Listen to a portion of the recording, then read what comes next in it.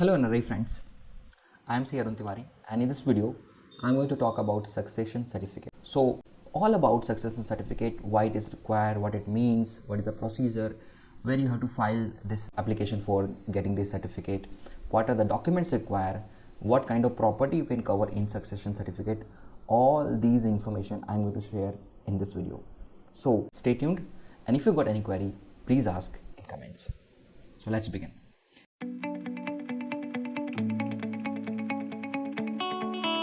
So hello friends, generally as a rule I say that if you are NRI staying abroad and your parents are here, please try to make a will when they are around, because it will be easiest way to get the properties or maybe mutual funds or FDs shifted on your name when they are not around. Now this is the best case scenario, but there can be scenarios where there is no will and unfortunately your parents are now not around you and you have to come to India to get all their FDs, their investments, their demat account shares shifted to your name or the name of the person who is beneficiary, and it is quite a task. First thing, finding out all details, reaching out all banks, all brokers, okay, and then writing them letter, and most of the time you will see there will be a lot of delay, right?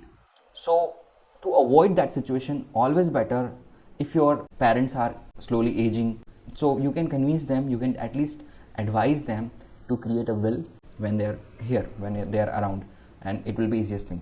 Second best thing can be possible to get a nominee on all their FDs, all their accounts, all their demat accounts or trading accounts, so that at least you will get a beneficiary rights without getting a right of ownership. Now these are two different things, but I will not get into legal definitions or legal explanation. Simple understand, nominee is not the final beneficiary.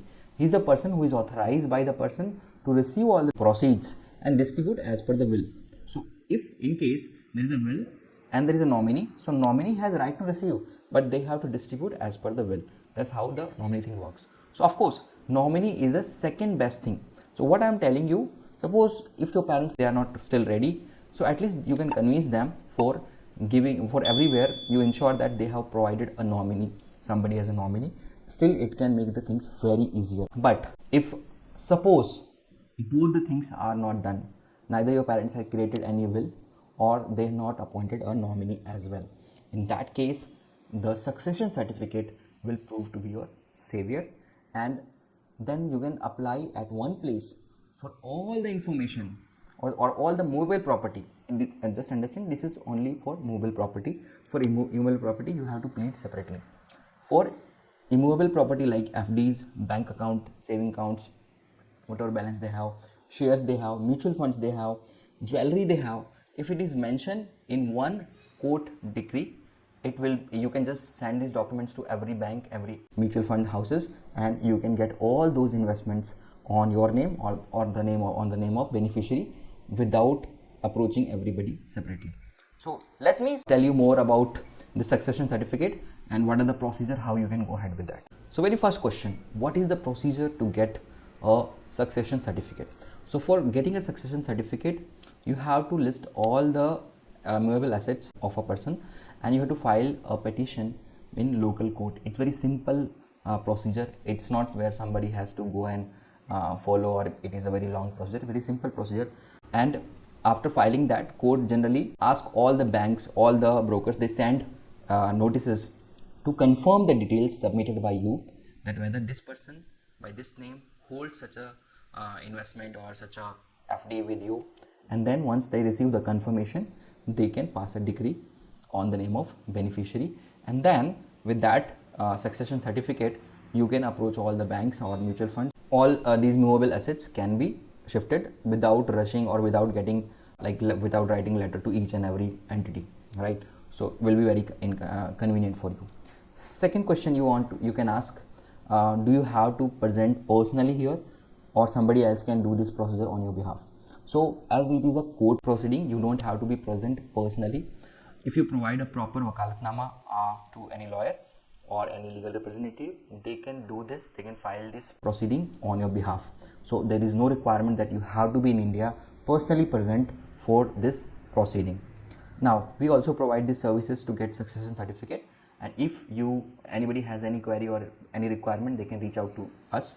Our legal team will ensure that all these documents are properly gated, our documents properly filed with all the details of movable assets, and then it is properly filed and followed up with the court, so that you can get a succession certificate without coming to India. Next question you can ask, what kind of properties can be covered? So basically, as I already told you, that all the movable assets can be covered in one pleading itself, in one application itself. You don't have to file separate proceeding for separate assets. Now another question you can ask, what if these assets are located in different part of country? For example, you have one saving account of your parents inside Delhi, another saving account in Mumbai, another saving account in say Vadodara, or maybe a demat account in some other city. So do you have to file different this pleading in every state or every court where these assets are located? The answer is no. You can file this petition in any local court as per your convenience, and you can attach, you can provide details of all assets available in throughout the India. So there is no separate proceeding has to be filed for separate asset located in different part of country. Another question you have, what are the documents required for this? So the most important documents are detail of movable assets. Now that's very important. Now you at least nudge your parents to prepare one comprehensive statement. If they are like above 70 or like they are slowly aging, you can request them. Most of parents generally maintain, but maybe they are maintaining in a way where it is difficult to compile, or maybe they are maintaining in different places, right? So if possibly whenever you are visiting India, just try to help them to prepare one such comprehensive statement with all movable assets they have, maybe as an Excel file, or maybe somewhere where it easily can be found by you. But now understand that in India itself, I think if I'm not wrong, more than 50,000 crore are already transferred to investment protection fund. These are all those money where the actual owner or their beneficiary has not claimed the money. So until unless your parents want to be a Benami donator, okay, so it is always better to keep track of all the investment they have at one place where it can be accessed in at the time when there is an emergency, or at the time when they are not around, and nothing should be missed out. So the first and the most important documents required is details of all the mobile asset they have. Then after that, you have to provide their identity proof, death certificate, and also you have to provide your identity proof, and you have to also provide 2 or 3 witness which can vouch that you are the sole beneficiary, or you are the beneficiary of the person who is not around. So these are just some documents I'm saying. More documents can be asked by bank to justify and testify that you are the right person to claim this before passing the certificate. But these are very simple documents which can be arranged anyhow. It doesn't take much time, and I told you that there are these simple documents. If you want to know the detailed information on the documents, you can ask in the comment section, and either me or my team will send you the document list from our side. Next question you can ask, what is the procedure after you get this certificate? So you just have to send a copy of the certificate to all banks or brokers, and you can claim that all the bank account or maybe the shares should be shifted on the name of beneficiary, on your name if you are the beneficiary. So this will be very straightforward procedure. For them also it will be very easy, because now they have a court document, and any future claim they can simply at least avoid their liabilities, because understand, anybody in such condition can approach them, and maybe they can get into a legal liability when they have not transferred, or they wrongly have transferred the asset on the wrong person's name, and that person has already withdrawn the money or used that proceeds.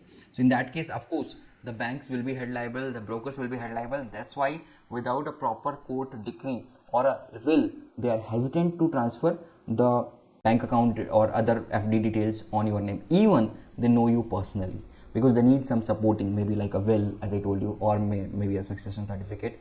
Just a request letter or writing will not be sufficient. Maybe some bank can do it, but of course they will do on their liability. But most of the big banks or brokers or mutual fund houses won't like to do it just like that. So it's always better, if there is no will available and you are not appointed as a nominee, just don't write and chase all banks or mutual fund houses. better just get this certificate and use this to get all the movable assets on your name without any problem. So if you have more question on this succession certificate, please write in comment section, and either me or my team will come back and answer those queries. I know sometimes I have seen that people charge unnecessarily, or they are overcharged just by showing how difficult is that. But let me tell you, this process is not very difficult if the documents are properly drafted, the application are properly filed and properly followed. It generally comes in due course, and it's not as difficult, because I know lots of time people charge them a money which cannot be justified for that. And that's why I think we, AKT Associates stands, we generally want to provide the services on a reasonable and a professional way. So that's all in this video, friends.